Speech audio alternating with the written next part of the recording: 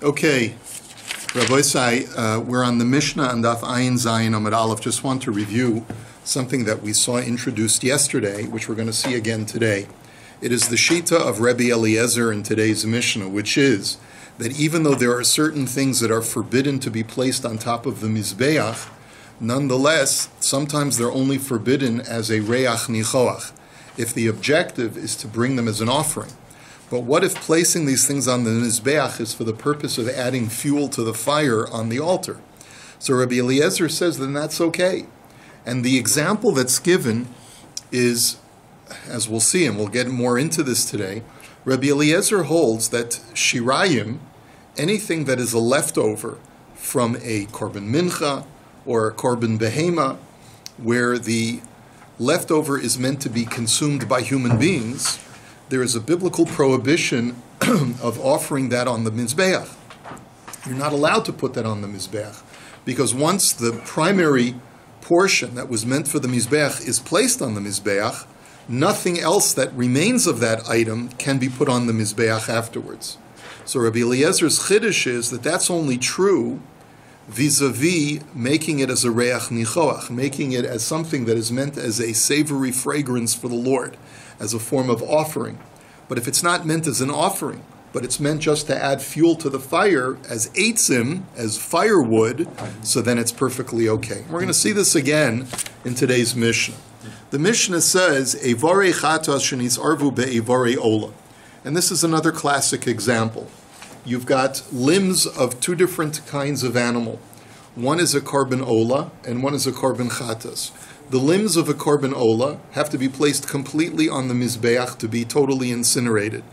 The limbs of a korban chatas are meant to be consumed by the Kohanim. Only the entrails of a korban chatas are on the Mizbeach, but the remainder of the animal is eaten by the Kohanim. So therefore you have a dilemma. You can't, this mixture of limbs contains both items that are meant for the Mizbeach and items that are prohibited to be placed on the Mizbeach. So what's your solution?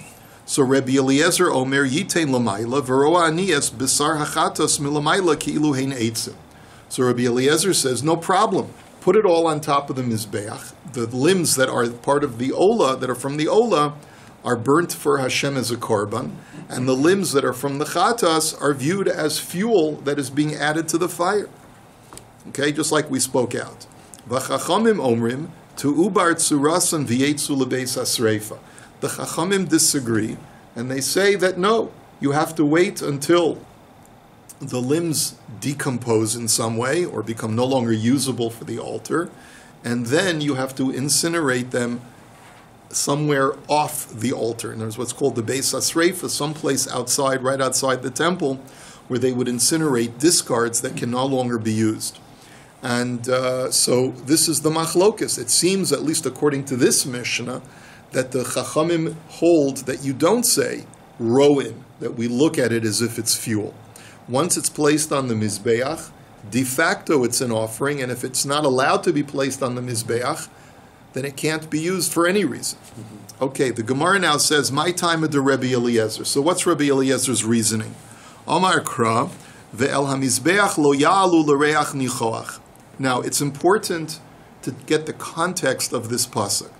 The Torah says, korban reshis. The subject of this pasuk is yeast and honey, soor and devash. Kichol soor v'chol devash. Any yeast and honey may not be brought on the Mizbeach. And it is known as korban reshis because it is potentially first fruit items. You can offer these things as your bikurim, from yeast and from honey, but you cannot place them on top of the Mizbeach to create a reach nichoach, a savory fragrance on the altar. So what Rabbi Eliezer does is that he looks at this pasuk and he says as follows: L'reach nichoach iyatama'ale, avalatama'ale l'shem eitzim. What he says, basically what that means is that yeast and honey are only forbidden to be placed on the altar as an offering for reach nichoach. But to use as eitzim, to use as fuel, is perfectly legit. And to extrapolate beyond that, anything that's forbidden to be placed on the Mizbeach may be placed if it's only for the purpose of fuel. V'Rabbanan, miyet rachmana osam. Osam hu de'iyatamale, aval atamala l'shem eitzim, aval midi achrina lo. And the Chachamim say, we agree with your interpretation of the pasuk, but the pasuk limits itself only to yeast and honey. Only yeast and honey have that special dispensation that it cannot be brought as an offering, but can be placed on the altar for eitzim, for fuel. But anything else that's forbidden for the altar, regardless of your intent, may never be placed on the altar. And therefore, animal limbs from a chatos may not be placed on the altar regardless of your intent. V'Rebbe Eliezer osam hu deraboy lecha kevesh kamizbeach, avol midi achrina lo, v'Rabbanan tarti shema mina. So, and the Rabbanan's Rabbi Eliezer's response to that word osam, which seems to be limiting the whole issue to yeast and honey, says, I do agree that the pasuk is limiting itself to yeast and honey, but not vis-a-vis this special dispensation of using something forbidden for fuel is okay, but rather for a different halacha. The Torah says, El HaMizbeach. El HaMizbeach, that added preposition of El, teaches me that something that is adjacent to the Mizbeach is also a forbidden zone. So not only is the altar forbidden, but also the ramp going up to the altar is also forbidden. Forbidden for what? Forbidden only for yeast and honey. In other words, once a yeast and honey is forbidden, not only may you not place it on top of the altar, but you may also not place it on the ramp leading up to the altar. That's where the Torah limits itself only to yeast and honey. But as far as this differentiation, this bifurcation between the issue of reach nichoach versus eitzim, that differentiation applies to all things that are forbidden for the altar. They're only forbidden for the altar if it's l'reach nichoach, but not if it's for eitzim, and that applies not just to yeast and honey, but to everything. And the Rabbanan argue, and they say, no, if the Torah is limiting itself with the word osam only to yeast and honey, it's limiting itself for both.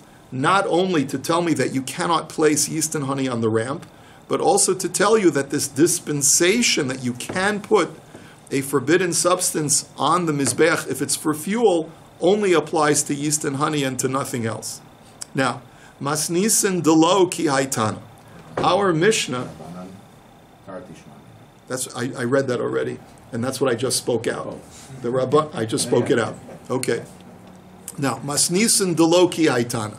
Our Mishnah now is in dispute with the following brisa. Now, what we're going to see from this following brisa is a totally different approach. Our Mishnah had told us that the machlokas between Rabbi Eliezer and the Chachamim is regarding a case where limbs of an ola get mixed with the limbs of a chatas. And there, Rabbi Eliezer says you look at the limbs of the chatas as fuel, and the Chachamim say, no, you cannot. However, this brisa has a different approach as to what the actual machlokas is. The Tanya, Amar Rabbi Yehuda lo nechlaku Rabbi Eliezer v'chachamim al evarei chata shenisarvu be'evarei ola sheyikarvu. That according to this brisa, both Rabbi Eliezer and the Chachamim hold that it is okay to place this mixture of ola and chatas limbs on the mizbeach, because according to this brisa, the rabbis agree, the Chachamim agree, that you can say, Rowan, you view the limbs of the chatas as fuel. Beroveya v'nir v'shalo yikarvu. And everyone also agrees, both Rabbi Eliezer and the Chachamim also agree, that if you have the limbs of an animal that was prohibited for the altar because it was used in a bestiality practice, that this animal, even if its limbs get mixed with another animal that is kosher, you cannot place that mixture of limbs on the mizbeach. Al ma nechlaku. So what taka is the machlokes? Al evarei ola temima shenis arvu be'evarei ba'alas mum. The machlokes is regarding a mixture of the following limbs. One animal was a perfectly legitimate ola animal, completely unblemished, and the other animal was also an ola, but it was discovered after it was dismembered that it was a balas mum, that it was a blemished animal. Here you have the machlokes. Rabbi Eliezer Omer yikarvu, v'ro ani lamala ki'ilu hein eitzim, v'chachamim omrim lo yikarvu. So Rabbi Eliezer says you can place this mixture of limbs of the balmum and the tamim on the mizbeach, And the Chacham, why? Because you view the blemished animal limbs as fuel, and the Chachamim say you cannot. Now, of course, we have to try and understand this. If the Chachamim hold that you can view the Chatas limbs as fuel, why do they hold that you cannot view the blemished animal limbs as fuel? The Rebbe Eliezer, Maishna Roveya Venirva de lo chazu, Balas Mum Nami lo chazi. So the question now is, first, before we get to the Chachamim, let's look at Rebbe Eliezer. Why is it that Rebbe Eliezer says that you can view the blemished animal's limbs as fuel, whereas if you have an animal that was used for bestiality and its limbs get mixed in with a regular korban's limbs, you cannot view it as fuel? What's the difference? Both an animal that was used for bestiality is pasul, and a balmum is pasul for the mizbech. So what's the difference? Amar Rav Huna beduken sheba'ayin va'aliba de Rebbe Akiva de Amar im olu lo yerdu. So Rav Huna says a big chiddush. He says that when the Brisa says that we're talking about the limbs of a blemished animal, it's not a standard blemish, which is overt and conspicuous, but rather it is a blemish that is very subtle because it's only in the white of the animal's eye. And in that situation, Rabbi Akiva said, because the mum is so subtle, then even though lechatchila you're not allowed to put this animal on the mizbeach, but b'di'evet, if it was placed on the mizbeach, it's kosher and you don't remove it. So the Gemara now says, and therefore that's what Rebbe Eliezer says, that in that situation, since it's such a subtle mum and it got mixed in with a kosher animal, you're allowed to put them up. So the Gemara says, but wait a minute, Eimer da'omer Rebbe Akiva di'i avad, or lichatchila mi omar. But 1 second, Rabbi Akiva only says that b'di'evet, if this animal's limbs were placed on the mizbeach, you let it stay, you don't remove it. But lichatchila, Rabbi Akiva is never so permissive. So Amar Rav Papa hacha b'mayaskinan shekagon sha'alu al gabe kevesh. What happened is that these limbs already went up on the ramp, and since they already went up on the ramp, then Rabbi Akiva would agree, Kevin sha'olu lo yerdu. Once they went up, don't remove them, and it's fine. And that's what we're talking about. This mixture of limbs was already placed on the ramp leading up to the Mizbeach, and therefore even Rabbi Akiva would agree that Kevin sha'olu lo yerdu, once they went up, you don't remove them. So but only in the case of the subtle mum? Or? In the case of the subtle mum. So ihachi afilu be'einayu. So the Gemara says, but wait a minute. If that's your argument, so then why do you have to be dealing with a mixture of limbs from both a blemished animal and an unblemished animal? Right. Even if there was just a blemished animal and it was placed already up on the kevesh, according to Rabbi Akiva, you could leave it there. So why do you contrive the case of a mixture? So elatime de Rabbi Eliezer mi'et rachmana mumbam hu de lo yeratzu al yedei taroves yeratzu. So it seems to me that the Gemara is now rejecting its original answer that we're talking about a subtle mum, and we're going back to the idea that it's a regular bal mum, it's a regular blemished animal, and Rabbi Eliezer has a shita as follows. He says that the only time that the Torah invalidates placing a bal mum on the mizbeach is only if it's by itself and not part of a larger mixture. And he learns it from the words mum bum. The blemish is in them. In them means that is the only object that you are dealing with being placed on the mizbeach. But if there are other objects, because this is part of a larger mixture, the Torah does not prohibit placing a balmum on the mizbeach. And that's why Rabbi Eliezer holds that it's okay to place it on the mizbeach as fuel, even though it's not something that can be actually, we'll see, the Gemara now says, the Rabbanan mumbam hu de lo yeratzu, ha'avar mumam yeratzu. The Rabbanan have a different way of looking at the pasuk. They say, no, the pasuk is not telling you that if an animal is blemished and it's part of a mixture, you're allowed to put it on. Never can a blemished animal be placed on the mizbeach. What the Torah is limiting, though, is that if the animal's blemish is non-permanent, that's what it means, mumbam. The blemish is in them permanently. That's when it cannot be placed on the mizbeach. But if the blemish is only a fleeting blemish, it's something that is a temporary wound but will heal, so that's what the Torah is excluding and telling you that can go on the mizbeach. The Rebbe Eliezer mi bam bahem, the Rabbanan bam bahem lo darshi.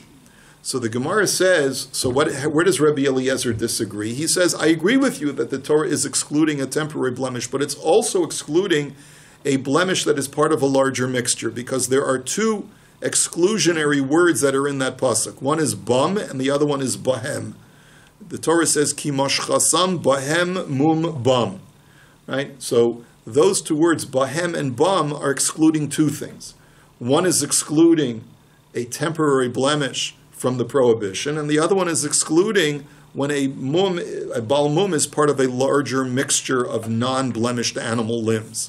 So, and the Rabbanan disagree, and they say no. The Torah is only excluding one thing, it's not excluding two things, and the one thing that it's excluding is temporary blemishes, not mixtures. So, ihachi roa harachmana achshere. So then the question is like this. According to what you're saying, Rabbi Eliezer, if you're saying that the Torah only prohibits a bal mum when it is alone, but not when it's part of a mixture, so then why do you have to say that you view the bal mum limbs as fuel? You don't have to view it as fuel. The Torah basically said that it's kosher once it's part of a larger mixture. It's an acceptable form of avoda. So it's got nothing to do with viewing it as fuel. Even if it's l'reach nichoach, it's okay. So the Gemara answers, you're right. L'divreim ka'amar lahu. Rabbi Eliezer is responding to the Chachamim's reasoning. Really, he's saying like this. L'didi rachmana achshere. According to me, where I hold that once a bal mum's limbs are part of a larger mixture, then it's acceptable for the mizbeach, then that's all I need. That's the only argument that I need. But l'didchu, but according to you, you the Chachamim who hold, that even a mixture of bal mum and non-bal mum limbs is prohibited by the Torah, but odu limiha basar balas mum ke'etzim dami, mididahava abasar chatas. At least you should admit to me, Chachamim, that just like you hold that you can view the chatas limbs that are mixed with the ola limbs as fuel, and therefore you can justify placing that mixture on the mizbeach, you should also agree with the case of blemished and unblemished limbs mixed together, that you can view the blemished limbs as fuel. In other words, I hold that it's perfectly okay. You don't need to make that argument, but at least you should be permissive of it based on the argument that you hold of by the chatas and ola limbs that are mixed together. So the Gemara answers, V'rabbanan hacha mi'isi hasam lo mi'isi. So the answer is, and this is what we started with, is this is the reason why the Chachamim permit chatas and ola limbs mixed together, but do not permit mum and blemished and unblemished limbs mixed together. What's the difference? A blemished animal is ma'us. It is unseemly. It is something that is offensive to Hashem, to be placed on the mizbeach. Right. But a chatas limbs is prohibited, but it's not offensive. Right. So therefore, that's why there's the difference. You can say that something that's prohibited to be brought as an offering can be used as fuel because it's non-offensive by nature. But something that you cannot use as an offering, but is also offensive to Hashem because it is a bal mum, cannot even be used as fuel.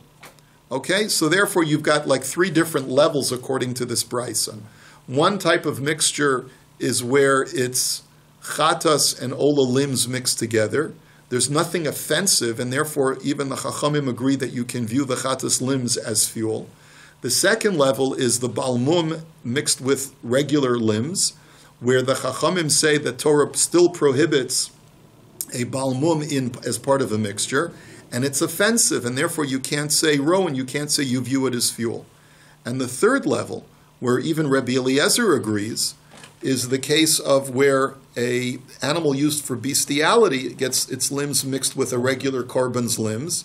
There, everyone agrees that it's not permitted, even when it's part of a mixture, and it's offensive, and therefore even Rabbi Eliezer would agree that you don't say roim, you don't say you view it as fuel. And in that middle category, even though it's less offensive because it's subtle or it's temporary.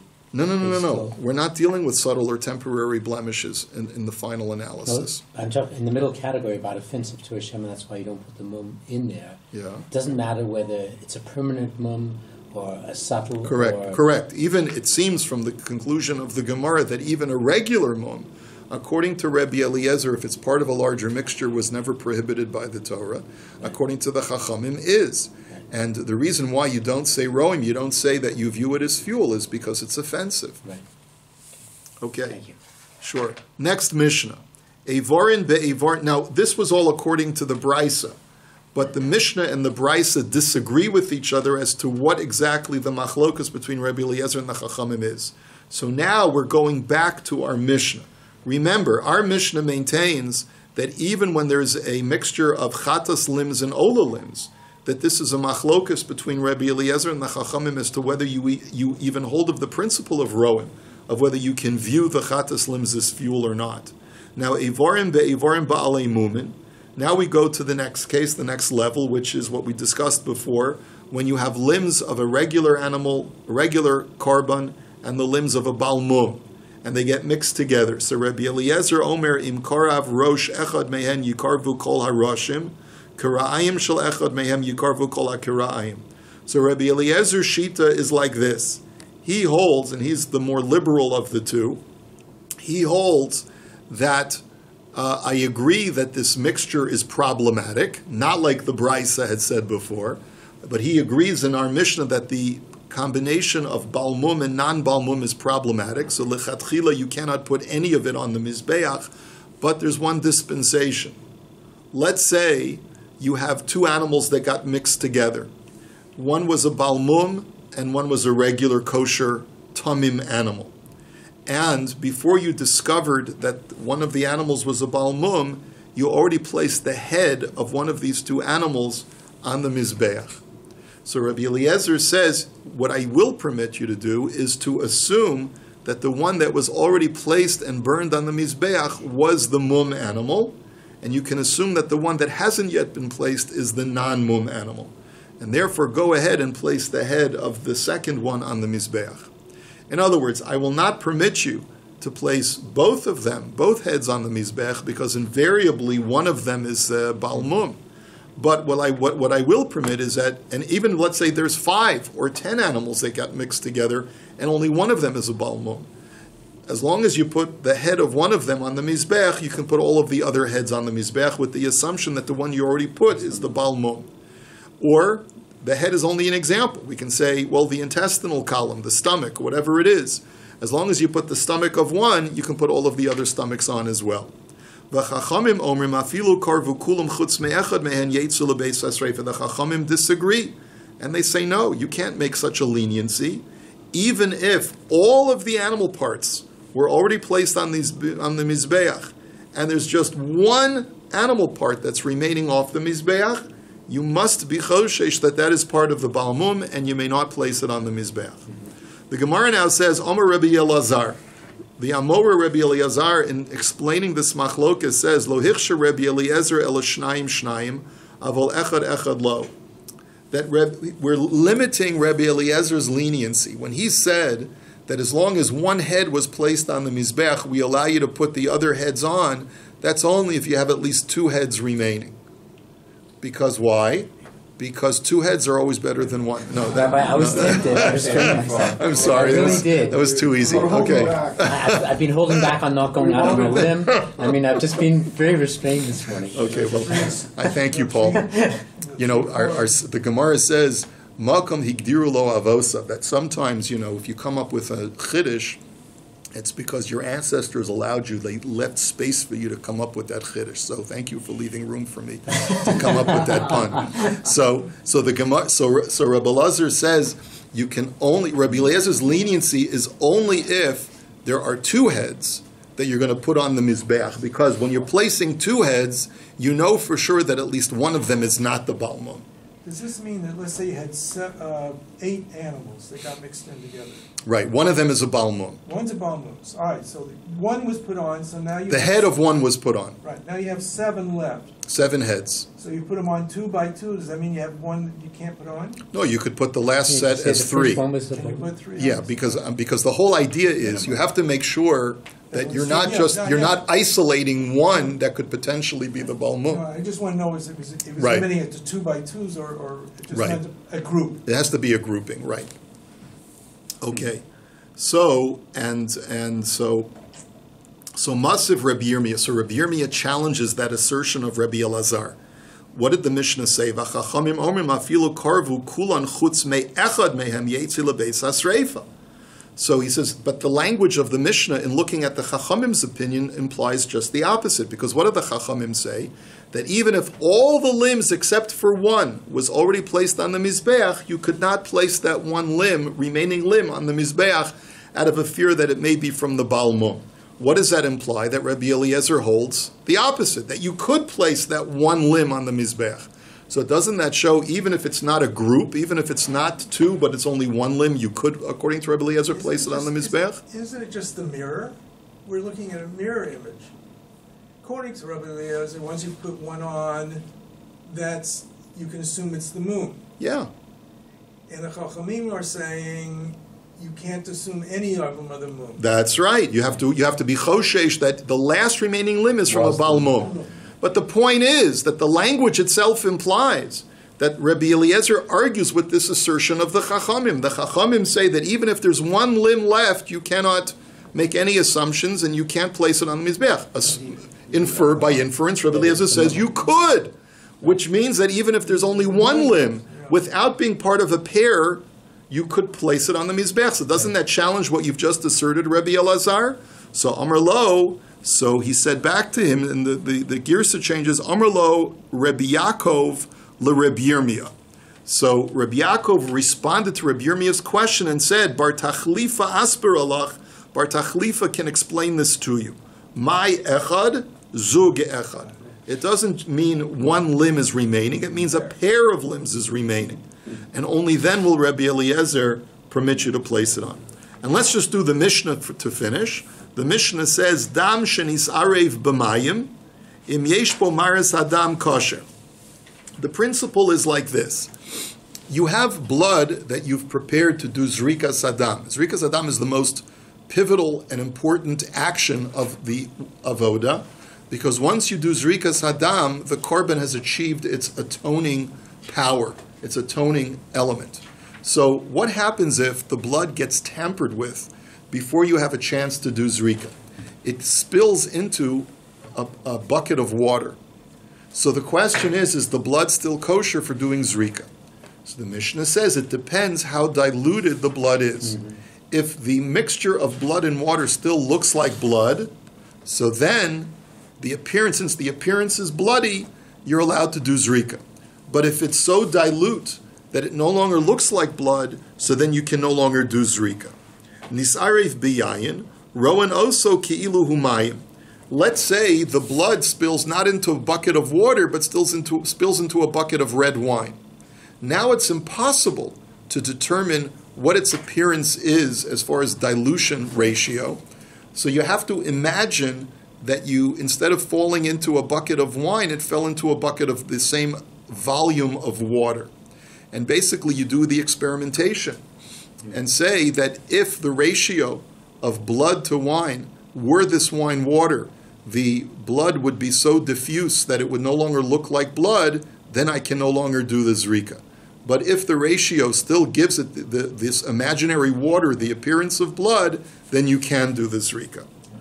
Next, nisarev bedam behema o bedam chaya, rowan oso ki'ilu humayim. Similarly, if the sacrificial blood spills into a bucket of non-sacrificial blood, such as the blood of a chulin animal that's either a behema or a chaya, so you do the same kind of theoretical thought experiment and say, if we would imagine this non-sacrificial blood as water, and this blood, the sacrificial blood fell into it, how diffuse would it be in the water? Would it still retain its appearance of blood or not? No. And that's the criterion. Now, Rabbi Yehuda Omer, ein dam mevatel dam. Rabbi Yehuda just disagrees on this last statement. And he says, he has this principle that applies throughout Maseches Chulin, which is min b'mino eino bata. That when you have two items that are of the same kind, one is permitted and one is prohibited, then you never have bittul. You can never totally be mevatel one substance from another. One substance can never be considered nullified in another. And therefore, if you have a small amount of sacrificial blood that falls into a bucket of chulin blood, no matter how disproportionate the ratios are, no matter, even if there's a huge amount of non-sacrificial blood and a small amount of sacrificial blood, and that's all you have left, you can still do zrika because the sacrificial blood is never batel in the non-sacrificial blood. And that's only when it comes to blood and blood. Blood and water, Reb Yehuda would agree that if it's so diffuse it doesn't have its appearance anymore, it'll be batel. But when it's min b'mino, it's never batel. So we'd agree on that test for wine. You just have to go to the water. Yeah, the only point he's arguing on is blood. Now, nisarev bidam pesulin yishafech la'ama. Bidam hatamtzis yishafech la'ama. Now, the next halacha is what Rashi says is all a gezeras chachamim, that really technically it would still work, but the chachamim were gozer on the following two cases, that in the following two cases of blood mixtures, we force you to discard the blood, and you got to start all over again. If the blood fell into dam pesulim, if it spilled into blood of a sacrificial animal that was pasul, let's say I brought an animal that was used for bestiality and I brought it as a korban and I take its blood and I leave it in a bucket and the sacrificial blood of a kosher animal gets mixed into that blood. Even if it's not that diffuse and you still have a valid amount of sacrificial blood such that if the pasul blood was water, you would still have its appearance. The Chachamim say that because of a takana, we don't allow you to use this blood at all and it has to be spilled into the duct for discarded blood. And the same thing is true with dam hatamsis. Dam hatamsis is non-life force blood, which means after the main flow of blood, there's remaining blood within the entire carcass of the animal, in its tissue and so forth. If you take some of that blood and you mix the sacrificial blood meant for zrika into that other blood, then no matter what the ratios are, we don't allow you to use that blood midrabanan, and you have to discard it all. Rabbi Eliezer machshir, and Rabbi Eliezer says no, that too will be kosher provided that you have the sufficient ratios. But imlo nimlach v'nasan kosher. But everyone seems to agree that if you didn't consult, you didn't ask a shaila, and some of the regular kosher blood got mixed in with the pasul blood or the tamtzis blood, and you did the zrika, then b'di'evet it's kosher. Why? Because this is all an Isser D'Rabbanan to begin with. It's not an Isser D'Oraisa, so therefore, b'di'evet, if you did the zrika without asking a shaila, the korban is kosher. Have a wonderful day, a good Erev Shabbos.